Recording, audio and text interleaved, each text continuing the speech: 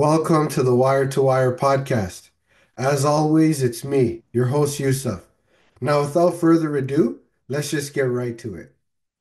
Artist The Weeknd released his movie Hurry Up Tomorrow, which is a companion piece to the album that was released earlier this year with the same name.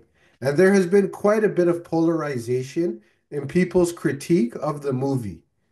Now, I had a chance to see the movie on May 14th, which was a couple of days before the actual theatrical release of the movie. Now, I personally was looking forward to seeing the movie because I had listened to the album and I did a review on the album, which you won't find it on this channel here, but it's available on other platforms. The real listeners of my podcast know. But I enjoyed the album, so I was curious about the film and to see what the story would be about. Now, when I was reviewing the album, I made a prediction that it would be some sort of semi-autobiographical film, and that wasn't quite the case. But the story and inspiration behind the movie does stem from an actual event that had occurred. So let's get into it. The film is essentially a psychological thriller where it appears that The Weeknd is deconstructing himself. This is prompted by an incident that occurs where he loses his voice while performing. Now, this was a real life incident that had taken place back in 2022 on the After Hours Till Dawn tour. So, this event that transpires puts him into somewhat of a journey of self exploration.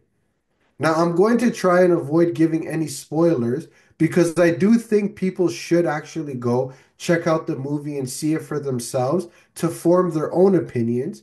But essentially, in the film, he is enduring what appears to be a breakup, and that is kind of a starting point for everything that comes afterwards. He has a best friend in the movie, Lee, who essentially is his go-to person, his support person, and who pushes him to keep moving forward despite everything that is going on with the Weeknd's character. So while he's enduring this emotional turmoil, the Weeknd tries to keep moving forward, and when he experiences the loss of his voice, that's when he meets Jenna Ortega's character, Anima. From there, they connect and they seem to get along. However, the Weeknd's tendency to become distant, emotionally unavailable, and hurting the people who try to get close to him kicks in. And this is where the story picks up some steam and what really is the catalyst towards his internal journey of self exploration, self discovery, and really the entire deconstruction of his personality, behavior, and character. Now, one of the biggest elements to this movie, like I mentioned earlier, was that it was a companion piece to the album. But what we've learned from this press run that the cast has been going on is that the album actually succeeded the movie. So this movie is meant to serve as The Weeknd retiring that persona. So for those who are fans of his or who has been following his entire career from the House of Balloons up until now, this is really an accumulative moment in his career. So this movie represents quite a bit. So this begs the question, how was the movie?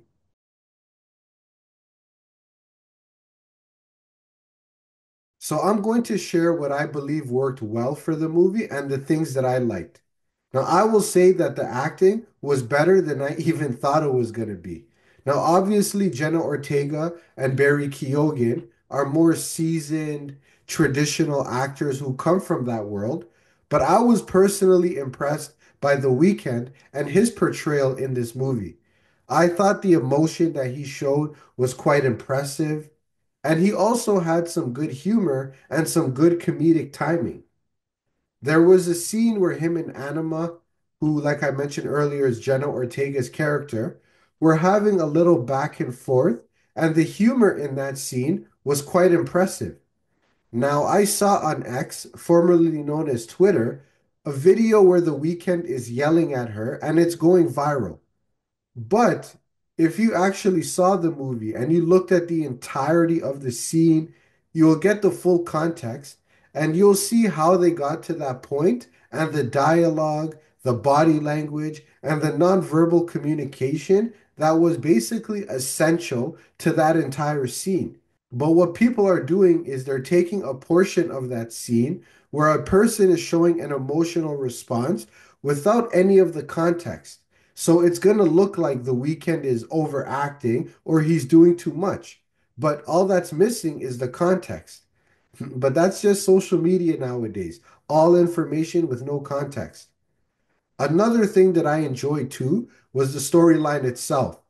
I thought the movie was pretty well written and it had a good storyline. Taking an actual event that took place, such as him losing his voice, and then using it as a backdrop towards telling an entirely different story, I have to admit, that's a pretty creative idea. I think the storyline worked pretty well, and it was reinforced by good actors that knew how to play their roles very well. So, for example, The Weeknd did a good job of portraying a troubled, helpless, emotional wreck that was moving relatively aimlessly and without purpose. Lee, while he's a good friend to The Weeknd's character, also showed that at times he wasn't the best influence. Although he's trying to help him navigate, he often leads him down the wrong path. And it wasn't him being malicious, it's just that his character himself didn't know any better. Anima was also a destructive and emotionally unstable person who didn't make good decisions and was battling her own inner turmoil.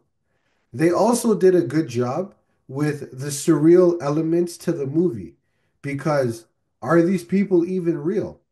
Are they figments of his imagination? Are they extensions of himself? So I'm not really trying to give any spoilers, but I think they did a great job of leaving everything open-ended that anyone who is watching the movie will come to their own personal conclusions of what the movie is. Now, I have my own working theories, but to me, this just seems like one of those movies I'll have to watch again to really get a full understanding of what it was about. When I watched the movie for the first time, I was watching it from a writing, storytelling perspective, and also as someone who has been following his entire career since it started. So for me, it did what I thought it was intended to do. But I believe that I might have missed some parts. So, like I said, I'm probably going to have to see it again to get that full understanding. Typically, when I watch movies, and maybe it's the writer in me, but I usually like to follow the writing or the story and then observe to see if the characters are acting it out appropriately and reflecting that story. And that's usually how I assess films. So the fact that this movie did what it was supposed to do, and I thought it hit the mark in terms of the acting performances, the storyline, and the storytelling, it told me that this movie did a lot of things right.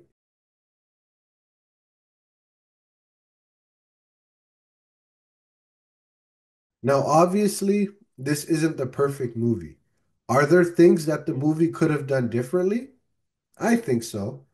I thought there were opportunities where the story could have went a little bit deeper and been more detailed. So for example, we hear the voice of an ex-girlfriend who is saying things to the Weeknd's character about how bad he was to her, how much he hurt her.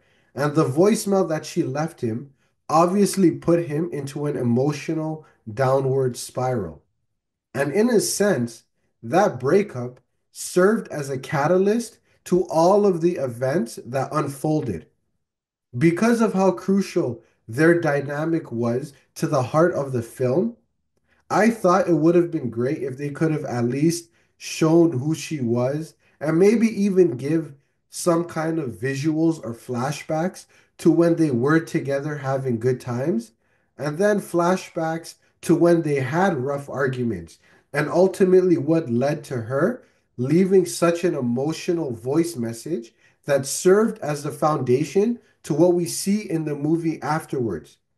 I thought there was an opportunity to do that there. Another thing too, there are moments where the Weeknd's best friend, Lee, who oftentimes is trying to encourage him and be his support system. And there's a part in the movie where he's talking about their upbringing together and how they went out on their own and took a chance on themselves to make their dream come true. And now, I personally believe that this character is meant to represent Lamar, but it would have been nice to get some flashbacks of what that upbringing looked like. What did it look like when they took that chance to go out on their own? I thought they could have given a good visual representation, and it also would have further enhanced just how close they actually were. Also, I think it would have been good for character development from an audience perspective, right? If they had shown that as well, because there is something that takes place in the movie that I think could have been a lot more impactful on the audience. Also, there is a scene that is going viral where you see the character of Anima dancing around while playing the Weeknd's music, and the Weeknd is tied up into a bed trying to escape. That scene, I can understand what it represents, but I'm not entirely sure if they needed it. I think there probably could have been a different way to go about doing that, that probably could have driven the same point home of what they wanted to accomplish. I think that scene had some humorous moments.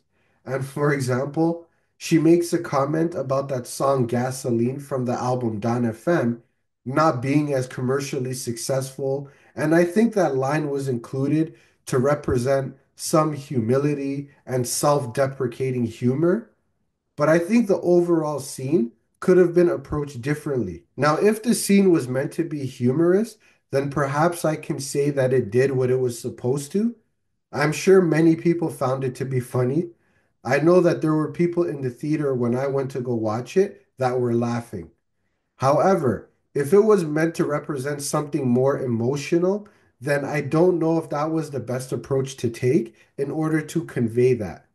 Because on one hand, she was trying to ask really deep, introspective questions regarding his lyrics, and he was confused, scared, but also getting pretty emotional. But while that's happening, she is dancing around, singing along, while trying to ask him these deep, invasive questions. So I think that scene was a little bit confusing in terms of the kind of messaging it wanted to convey. Now, this is where I will give a lot of credit to the acting because The Weeknd did a good job of portraying someone who was emotional, fearful, and confused. And Jenna Ortega did a great job of portraying a crazed and obsessive fan. However, like I said, when I critique movies, I follow the writing. And then I see how the actors are portraying the writing and how are they conveying the message.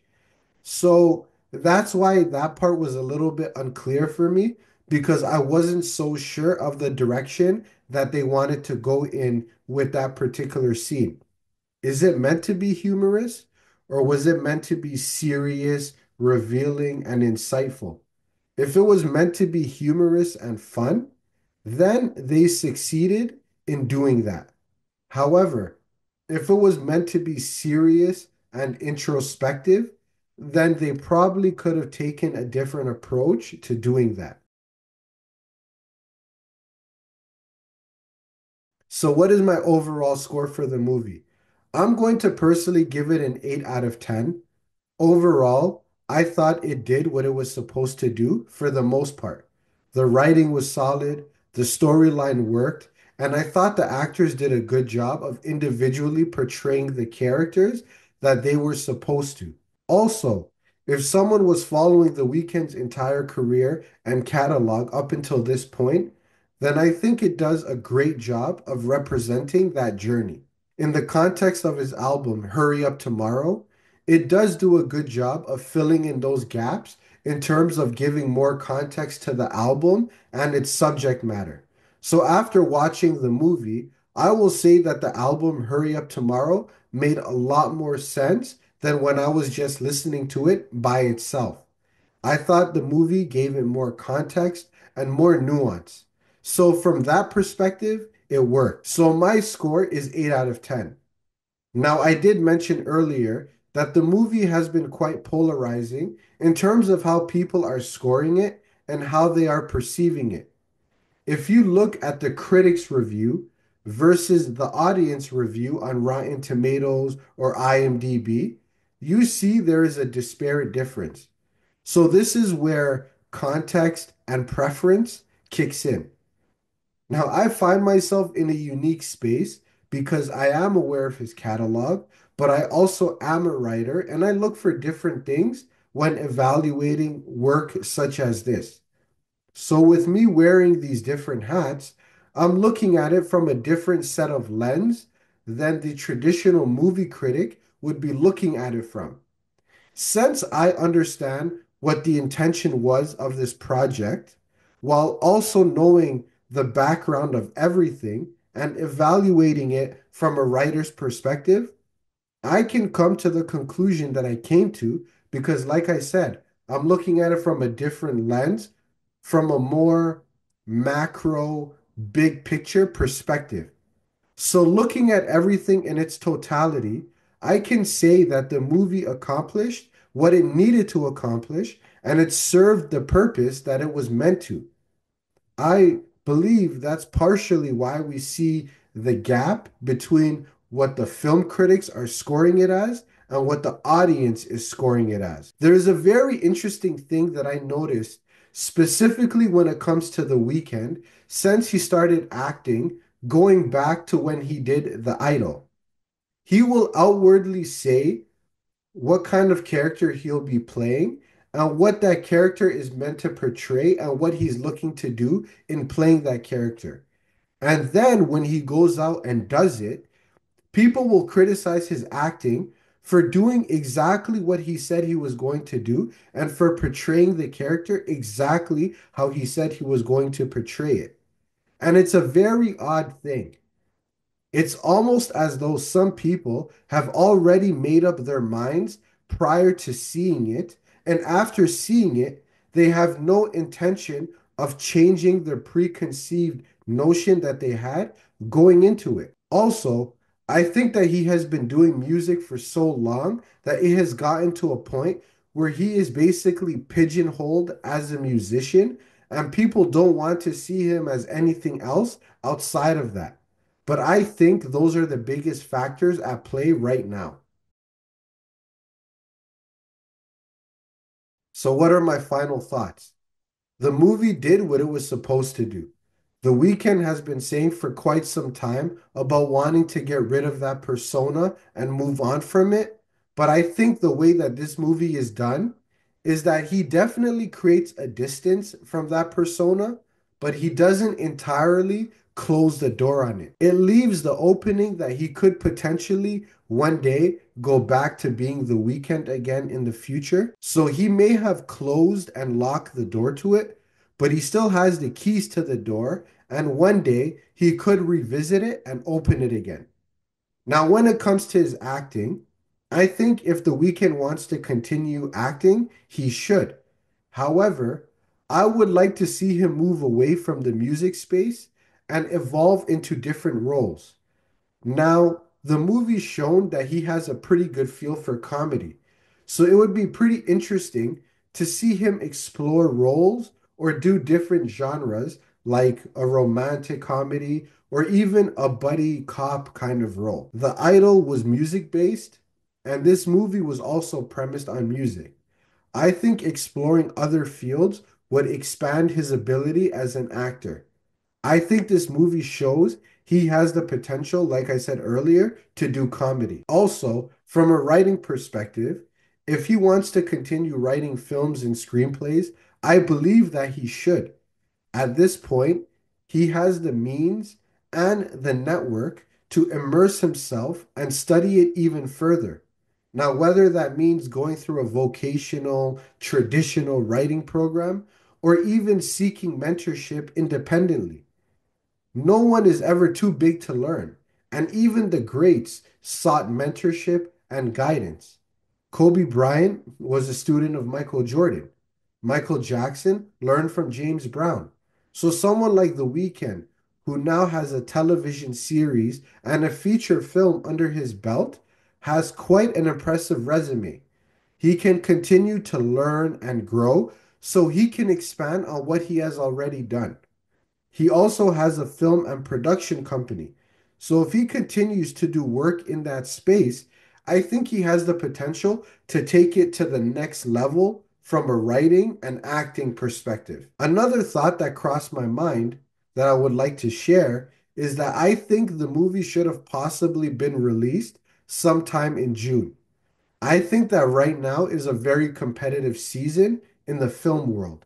It came out the same day as the latest Final Destination movie, and if I'm not mistaken, it was released a week before the latest Mission Impossible movie is set to come out. So, like I said, it's a very competitive season in the movie world. I think if he was to release it, I would say sometime in June, it could have allowed for more promotion. Also, he's currently on tour, so he could have used moments in the concert to show trailers or scenes from the film to really promote it and spread that awareness. He consistently has sellout crowds, which is a testament to his greatness, and it would be a great way to increase the movie's visibility. When I put on my Instagram that I had just come out of watching the film on May 14th, I got quite a bit of messages from people that were saying, "Oh, wow, I didn't even know that he had a movie." So I would reply, "Yeah, the movie is coming out this Friday and it's pretty good. You should check it out." So I think that people would want to see it, but I think people aren't as aware of it. Like I mentioned, there is a whole Final Destination movie that came out the same day, and then there's a Mission Impossible movie coming out a week later. So I thought because of how competitive the market is, maybe waiting until June would have allowed this movie to get more of the attention that it actually deserves. I thought it was a good movie and that it was a good watch. I scored it an 8 out of 10, but you guys should go see it and check it out. Did I mention that it was a good watch? But that's all I got for you guys today. Be sure to subscribe to the podcast and share it with your people. You can also follow me and the podcast on social media. You can check out all of my books. These links will be in the description. Until next time.